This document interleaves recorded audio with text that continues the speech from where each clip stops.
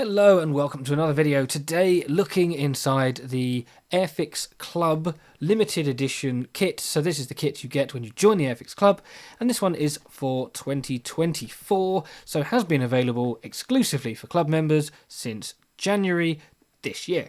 And they're calling it the 172nd D-Day Duo, and it contains the Hawker Typhoon 1B and Submarine Spitfire PR.19, both of which, of course, appropriately in D-Day colours, which I personally find convenient because 2024 is, of course, the 80th anniversary of D-Day.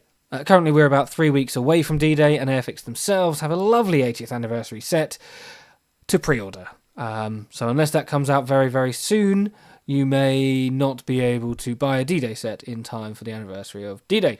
Onto the kit in question, and you may notice that the artwork style is different. We have these two line drawings with the British roundels as the background, with the white limited edition and Airfix Club in the top. It helps to visually distinguish an Airfix Club limited edition kit, although of course there's nothing quite as good as a decent eye-catching artwork, but hey, it does the job, and I'm not going to complain about it, it's just an observation. On the grey edge, it tells us that the Spitfire is from 2009 and the Typhoon from 2013, so not the newest of kits, but I've made the Typhoon before, more on that later, and it's pretty good. So yeah, I'm definitely happy with these. They're not so old that they're pre-Hornby, but nor should you expect them to fit as nicely as some of the newer stuff. You've also got your usual warnings in multiple languages. And then on the shop edge, even though these shouldn't appear in a shop, you have much the same as the front, and that's the same on both sides, and the product code there. And then on the upside down edge, we have the two examples. Obviously there's only one of each showing on the front of the box, so we have those with where they're based and the dimensions. We have that it's a skill level 1, and the Humbrol paints required should you wish to make them. Do note that there are no flying hours with this. This is a member exclusive kit. I can see why they wouldn't want to give you a flying hour. It feels a bit stingy, but also it feels like we're just asking too much if they have it in. So I'm not complaining. Again, it's just an observation. Anyway, enough of that. Let us open this bad boy up and see what they look like. Inside the box, we have two separate kits, separately sealed, as if they're straight off the production line for their respective normal releases. We will look at these shortly, but first we have the instructions and a rather large decal sheet.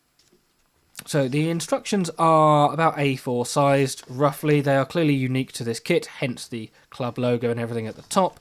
However, you have the standard description for the Typhoon and for this mark of Spitfire here, as well as the specifications separately.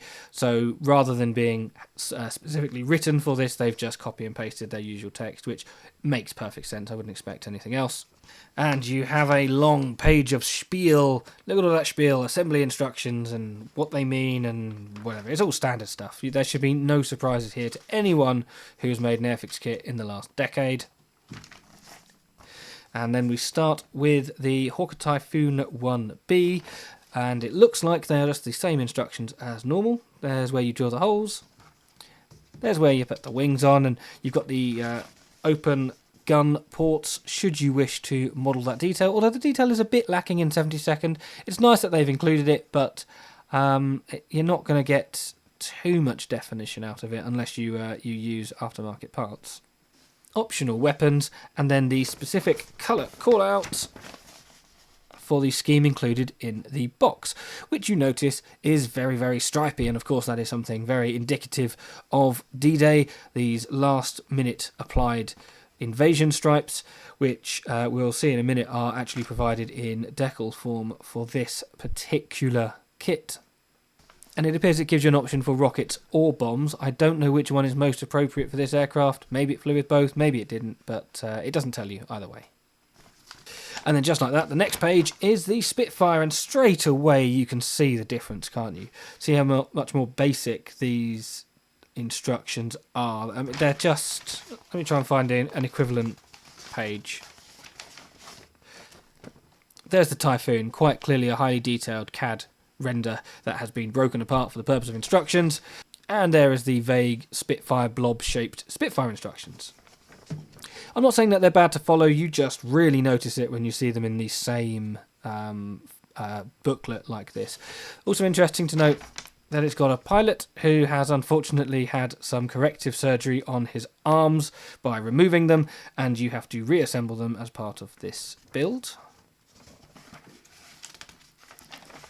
And then that's it. There's only 10 steps. Looks fairly basic. I'm not going to go through all of these, I never do, but you get the idea. And then the colour call out for the Spitfire as well, which, surprise, surprise, also seems to have invasion stripes and also seems to be in 1944. Who would have thunk it? And we have a decal sheet. I've already noticed one thing. In fact, two things. I will not say it just yet. You have maybe 10-15 seconds to notice it and comment below if you have spotted it. There's a couple of things. But here they are. We've got the Spitfire at the bottom and the Typhoon at the top. All of the stripes are in decal form. Airfix don't always do that, and there is an unboxing coming soon of a kit that I recently purchased, and the first thing I noticed is that it didn't, despite being newer than this, which I just found interesting. I wonder what decides whether they do or do not include them, but here they most definitely have. And I will now give it away what I've noticed. So, up here it says common. Well, there's only one scheme. So common to what? It's not common to both aircraft, is it? And Typhoon scheme. Typhoon here is option B, and Spitfire 19 is option B. So they've maybe not proofread the decal sheet. Not that that makes the slightest bit of difference. Again, just an observation. Maybe this was a bit rushed, or maybe they just assumed it would be fine, or they assumed nobody would notice. But either way, interesting that they have not actually proofread the writing that they're doing. Either way, it's just an interesting observation. Doesn't really have the finesse you would expect from a modern kit. Being from Cartograph, though, these decals are fantastic. I do not expect any problem with these. The register is perfect. The text is just about legible on the tiny ones. Yeah, very, very smart. I'm now going to keep those away so that they do not get damaged.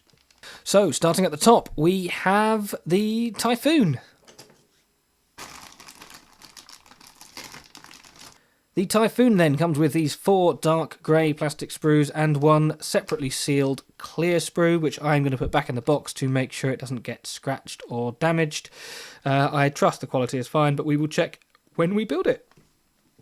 And starting in the order that I feel like it, we are looking at the port fuselage half. This is sprue A. Well, would you believe it? Oh, there's a pilot. Le below seems very small. I don't know if that's appropriate. And he's doing that typical Airfix pilot thing of holding his thighs, which I'm led to believe is not the most efficient way of flying a plane.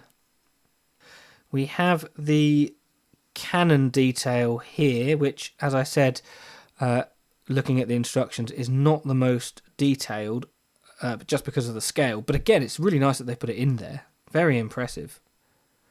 And yeah, here's the bits of the wing. You do actually have to chop the wings open to get them in, but this is what you glue down instead. Yes. Nicely detailed. I cannot immediately see any flash. I did notice that the pilot has a large gash out the back of him, but that's just so that he fits in the seat properly. Then we move to sprue B, which is the starboard fuselage. This is the block for the cockpit and the wheel wells. So the wheel wells are on the underneath. That's the radiator intake, and that forms the basis of the seat for the pilot. We have a couple of bombs. We have a 4-bladed propeller blade. I had a feeling there was a 3-bladed option as well, but that may be just the original kit. We'll check that in a sec. More on that shortly. We've also got the rudder and some legs. Next then, and I genuinely didn't know they were in this order, but this is sprue C, so it looks like I've absolutely nailed the order to look at this at. We have the bottom of the wings and a load of rockets, as well as other bits of bombs and the step and the seat and all the other gubbins there, but again, no sign of any flash or issues at all. Looks to be absolutely marvellous. Finally, then we move on to sprue D, which is the top of the wings, the rocket racks, and some other undercarriage doors, which are for the wheels up, as well as the horizontal stabilizers at the rear. Here is vaguely where you cut out the wing to fit the thingy bits, the cannon. Don't think I will bother. It's nice that they include it, but it sounds like too much work. Especially considering that you're cutting a hole underneath the invasion stripes, which means you're going to have to cut up the decals as well. So they've given you decals to do the stripes, so you don't have to paint them, but you wouldn't possibly be able to do that without some surgery if you cut the wing open. Seems a little bit strange that they would do it that way, but hey, what do I know? Next then, we have the Spitfire, which, as the instructions allude to, is a much, much simpler kit. We still have a separately sealed clear part, which is just the canopy and the lenses for the cameras. Once again, I'm going to leave that in the bag and wait until the build to see the quality of that. And for this, we really only have one proper sprue of parts and then 3 very small ones, so we'll get the small ones out of the way. This has what appears to be a tiny bucket of some sort. Is that a cover for the camera, maybe? And the fuselage halves, starboard and port, that is it. That's all it's got. Very basic interior detail. Not that I think that's a problem given the size of the aircraft, but just notably different from even from the Typhoon that it's boxed with, to be honest. Then we have the bottom wing, the holes for the camera lenses there, and the panel lines seem notably thicker than on newer aircraft as well. Still no flash though, but it definitely lacks the finesse of something newer. Top of the wings then, and there is no wheel well detail. And again, some rather basic panel line detail on the top. Still not a bad kit by any standards, but modern standards would denote more detail and just, again, more finesse. I think that's the takeaway from this, clearly. A little bit outdated. And then on to the only sprue with some juicy stuff. You may notice that I didn't say A, B, C or D. It's because it doesn't say on here. This is back when Airfix would just produce them all with numbers and no letters. So this is a generic pile of bits on sprue. And we have the bulkhead for the cockpit. We have 2 sets of undercarriage, which is for wheels up and wheels down. There's the wheels. You've obviously got variety. You've got smaller wheels. I didn't see an option for that in the kit. I am assuming that that's more the standard release of this kit. 5-bladed prop. And the pilot, who, as mentioned in the instructions, has no arms. There are his arms there. But thankfully, unlike the Typhoon pilot, he does have all of his spine. It hasn't been scooped out. Yeah, it looks pretty basic. Looks like it could be thrown together very quickly, but it doesn't look bad. I guess we'll have to wait and see. So I mentioned another Typhoon, and I have this, which is the 2019 release of the same kit. It is unmade, but you notice straight away that the plastic is considerably lighter. So they've obviously changed it to the newer type of plastic for their current kit. But there is no 3-bladed propeller option in here from what I can see, so I must have just made that up. And the decal sheet for this particular one has the same common marks here, but then it has A and B rather than B and B. Once again, invasion stripes are catered for in decal form. I'm not going to go into any more detail on this particular kit. There'd be no point. You've just seen it. This is an older version of it. But this does have 2 decal schemes. So the one on the box doesn't have invasion stripes, if that sort of thing puts you off. And it does have the 1 flying hour. And in true Blue Peter fashion, here's one I made earlier. I probably made this about 2019 when this version first came out. It is looking a bit worse for wear. These are enamel paints that were brush painted on, so not up to my current standards. And you can see that the varnish has severely yellowed the stripes. So not really a model that I'm proud of anymore. I did quite a good job building it. It's assembled very well. It just doesn't look very good finish-wise. This will hang around for a little bit longer. I do intend to make the new one and do a little side-by-side just for my own benefit to see what however many years of difference, 2019 to 5 years of difference can actually do, especially given how much I've invested into improving over the last 5 years as opposed to just churning out kits. And it'd just be interesting to see the difference between this and the other one. So there we go. Just a brief honourable mention. It's probably the only time this kit will appear on a video other than when I build it, and then it will probably go in the bin. So maybe this is it. Say goodbye, Typhoon.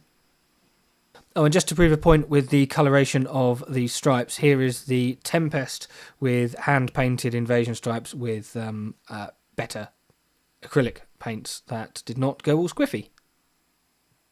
Right, there we go, that's it. Thank you very much for watching. If you don't subscribe, please do. If you like the video, you could always give it a little thumbs up. And if you want to be notified next time I infect the internet, then by all means hit that notification bell as well. Very much appreciated. For those hardcore fans, you could also become a channel member, which for a small contribution each month really helps me keep this channel going, and you get the occasional photos and there will be polls. The more of you there are, the more benefits you'll get, really. But anyway, thank you to these people on screen. I very much appreciate it.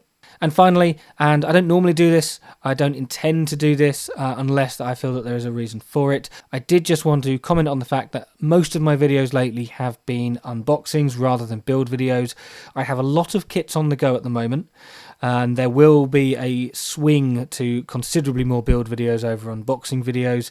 But as some of you possibly know, I'm doing an Open University degree in my spare time, in addition to being in a couple of bands and having a full-time job and all the usual stuff that a young adult has to do. Recently, that has all been very, very busy, and I've actually got my final essay for this module due by the end of this month. So depending on when you're watching this will depend on whether I've completed that or not. Until that is done, that is the priority. Whilst I am doing bits to kits in between things like that, in terms of editing a video, editing something like this takes nowhere near as long as a full build video, and so I just haven't been able to commit the time to that. But bear with, there are plenty of kits due on the channel very soon. I appreciate it if you stick by and want to see those. If not, if you just like watching unboxing videos, that's absolutely fine. Just thought I would briefly explain what's going on. Anyway, I have an essay to go and write and this video to go and edit, so thank you very much for watching. I hope you have a wonderful rest of your existence, and maybe you'll spend some more of it listening to my voice. Goodbye.